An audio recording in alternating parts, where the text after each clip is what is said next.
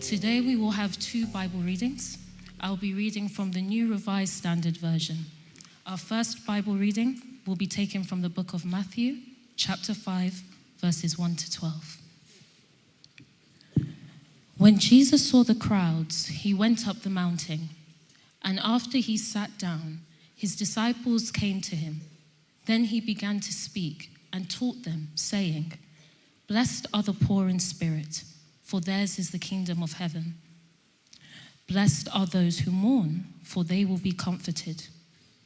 Blessed are the meek, for they will inherit the earth. Blessed are those who hunger and thirst for righteousness, for they will be filled. Blessed are the merciful, for they will receive mercy. Blessed are the pure in heart, for they will see God. Blessed are the peacemakers, for they will be called children of God. Blessed are those who are persecuted for righteousness' sake, for theirs is the kingdom of heaven. Blessed are you when people revile you and persecute you, and utter all kinds of evil against you falsely on my account. Rejoice and be glad, for your reward is great in heaven, for in the same way they persecuted the prophets who were before you." Our second Bible reading will be taken from the book of Matthew, chapter 21, verses 1 to 11. When they had come near Jerusalem and had reached Bethphage at the Mount of Olives, Jesus sent 2 disciples, saying to them, "Go into the village ahead of you, and immediately you will find a donkey tied and a colt with her. Untie them and bring them to me. If anyone says anything to you, just say this: 'The Lord needs them, and he will send them immediately.'" This took place to fulfill what had been spoken through the prophet, saying, "Tell the daughter of Zion, look, your king is coming to you, humble and mounted on a donkey, and on a colt, the foal of a donkey." The disciples went and did as Jesus had directed them. They brought the donkey and the colt and put their cloaks on them, and he sat on them. A very large crowd spread their cloaks on the road, and others cut branches from the trees and spread them on the road. The crowds that went ahead of him and that followed were shouting, "Hosanna to the Son of David. Blessed is the one who comes in the name of the Lord. Hosanna in the highest heaven." When he entered Jerusalem, the whole city was in turmoil, asking, "Who is this?" The crowds were saying, "This is the prophet Jesus from Nazareth in Galilee." And God always blesses the public reading of his inspired and his infallible word. What God calls blessing, we often call brokenness. And what God calls victory, we often call weakness. And what God calls triumph, we often struggle to recognize, because kingdom triumph looks nothing like earthly triumph. The Sermon on the Mount begins with those explosive statements that we are journeying through week by week, called the Beatitudes, that rearrange the furniture of the human heart. And the so-called triumphant entry of Jesus to Jerusalem as a king shows us him arriving in a way that no earthly monarch would ever choose. Each year on Palm Sunday, I deliberately slow myself down. This week, each day, I will read the 4 gospel accounts of the crucifixion of Jesus. And I will read them slowly and intentionally. I will allow them to remind me of what he has done for me. One of the great dangers that we face as Christians, and particularly us that are Pentecostals, is we want to get past this week to Easter Sunday. We want to forget about the suffering and get to the resurrection. You must slow down and remember what the resurrection cost. Allowing ourselves to stop and consider what Jesus has done for us will enable us to enter the resurrection story with greater intensity and power. We so often run away from the challenge of Holy Week. Both passages that you have heard read by Christina this morning, the Beatitudes in Matthew 5 and the entrance of Jesus to Jerusalem in Matthew 21, expose a paradox at the center of the kingdom. God wins differently. God rules differently.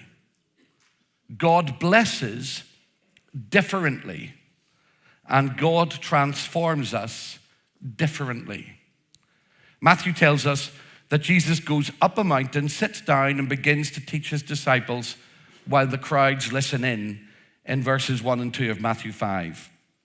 As I have said to you already, that is the language of Moses. I mentioned it a few weeks. This is the language that echoes Moses climbing Mount Sinai. Matthew is telling those that are listening to his words, pay attention. A new covenant community is being formed.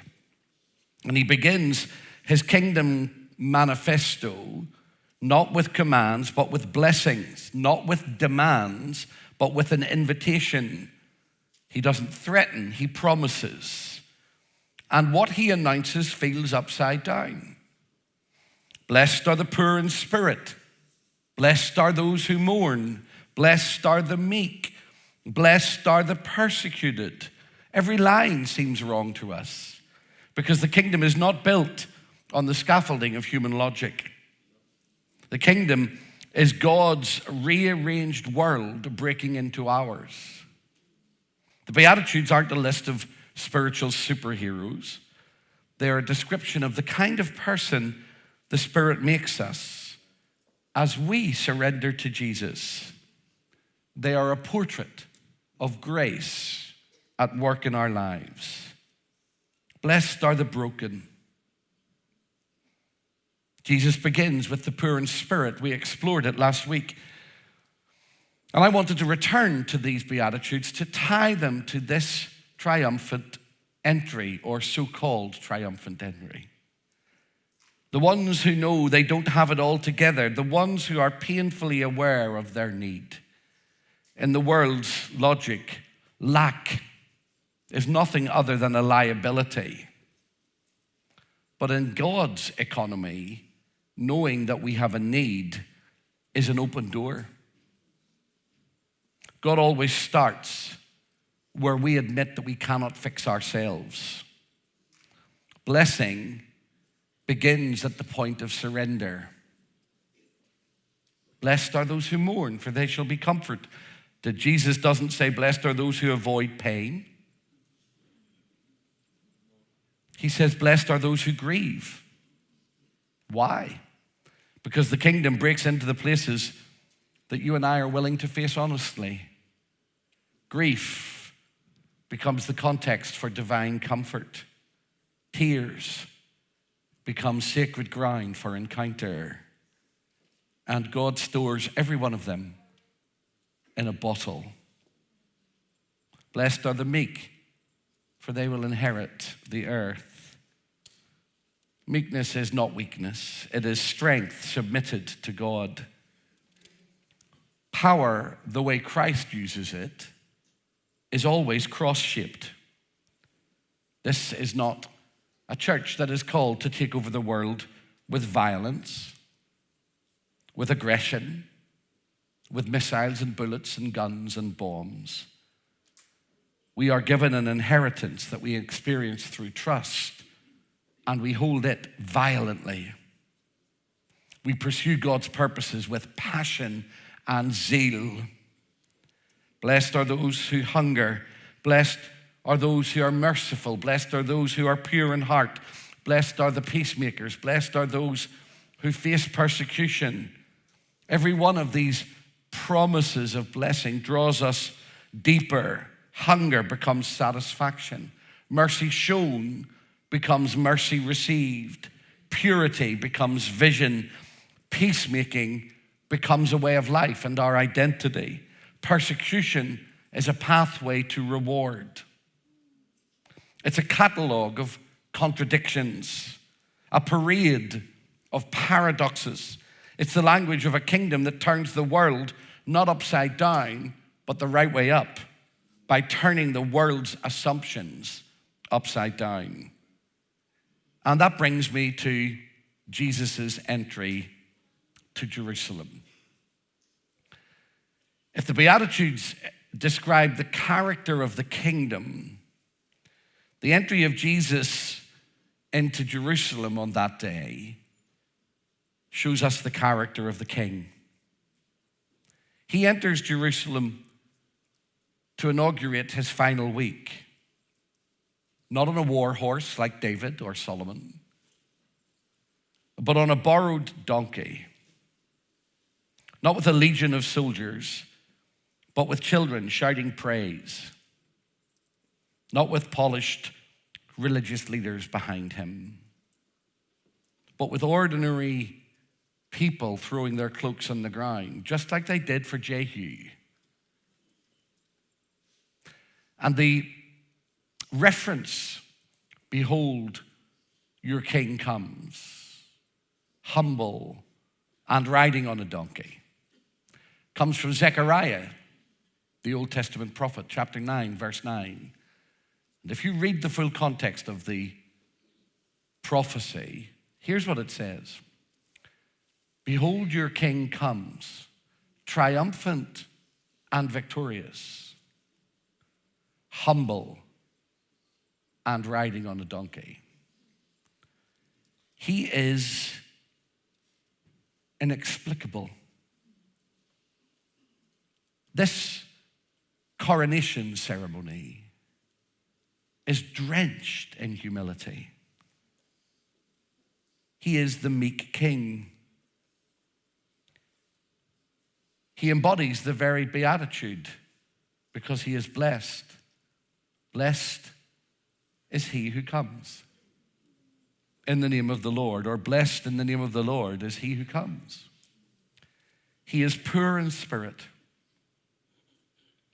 utterly dependent on his Father, so much that he says, I do nothing unless the Father tells me to do it.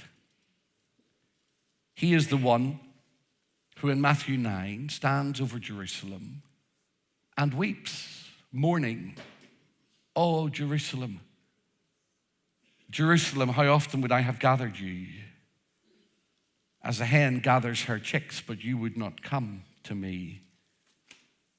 He is the merciful one who kneels in the dirt with the woman that society has rejected and drinks water at a well and heals the blind and opens the ears of the deaf and tells the lame to walk.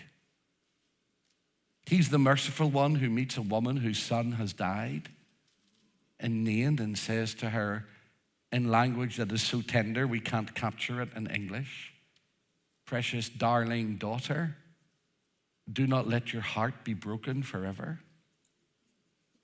He is the pure-hearted one who sees God more clearly than any other person has ever seen God and shows us God more clearly than anyone could ever show us because he is God who has come to us. He is the ultimate peacemaker who enters the city not to destroy Rome, but to defeat sin and death and sorrow and shame and hell. And yet he is a triumphant king. He just doesn't look triumphant. A crowd sings, Hosanna, which I will explore in our 6 o'clock service tonight. A hard word to translate, but it basically means, save us, God. Palm branches wave in the air. Prophecy is fulfilled. Jerusalem becomes stirred. Everyone gets agitated. But everything about his triumph contradicts our categories. A king without a palace, a procession without soldiers, a victory march toward execution, a coronation that ends with a crown of thorns. The Sermon on the Mount and the triumphal entry interpret each other. The Beatitudes show us his character.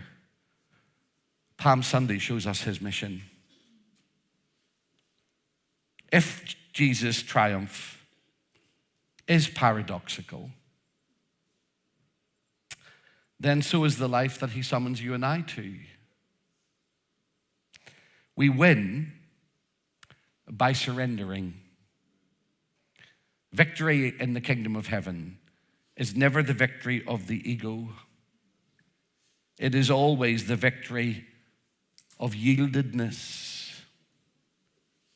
If you are a follower of Jesus today, you are not called to grasp control. You are called to open your hands.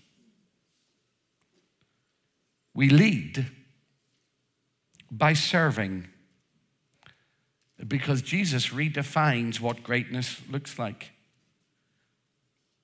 It is possible to be influential and still be empty.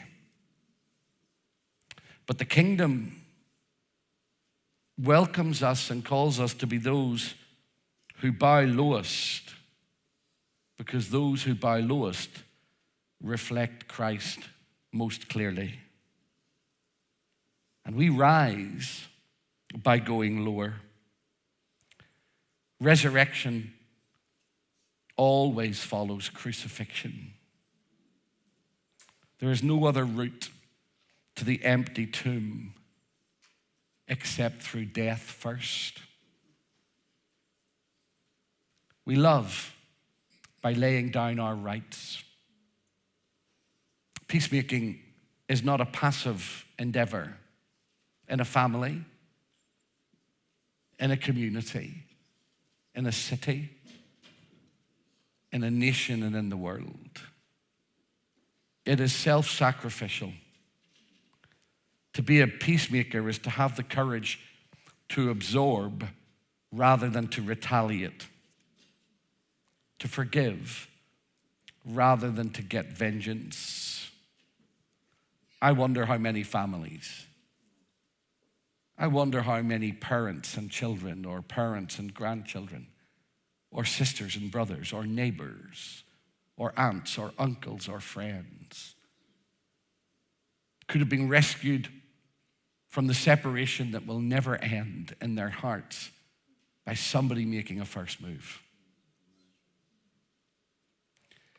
We shine through suffering. Blessed are you when people persecute you, Jesus says. Why? Because suffering for righteousness is a sign that the kingdom has taken root in us. This isn't masochism. This is meaning. And this is not self-hatred. This is self-giving love. And can I remind you of the person that says, blessed are those who are persecuted for righteousness' sake, and what he went through.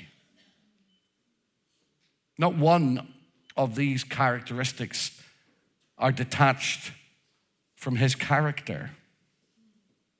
Not one of the principles of our life are absent from his life. So we are called to let his life live in us. And we live in the paradox of a fractured and a broken world. All we have to do is look at the news this week, and we are reminded of that. London, Derby, where last night a man drove into a crowded street and tried to hit as many people as he could. We live in a world that is weary with power games and exhausted by self-promotion and suspicious of triumphalism. And I'm glad we are suspicious of such attitudes. Jesus calls us to a different kind of life. But he doesn't call us to a life that he hasn't lived already. A life that refuses to be cynical. A life that is shaped by mercy. A life that hungers for justice without being fed or feeding hatred. A life that will give honestly and will hope stubbornly. A life that will embody peace in an age of division. London doesn't need a church that mimics the way London does life. The world doesn't need the church just to look like the world. The world needs the church to be different in the way we handle power, in the way we treat one another, in the way we approach conflict. We need a church that mirrors the paradoxical triumph of the crucified King. The Sermon on the Mount isn't an unattainable ideal. It is a spirit-shaped life for those who will follow Jesus into Jerusalem, not to crush their enemies, but to carry his cross. Perhaps today, you and I are the colt. You and I are the donkey. Do you remember what Jesus said to his disciples when they sent them into town to get it? And if anyone asks you why you are taking these, tell them the Lord has need of them. Would you have the courage to pray with me today? Take me, Lord, for you have need of me. I will be humble. Let my life be the donkey upon which your glory can be seen.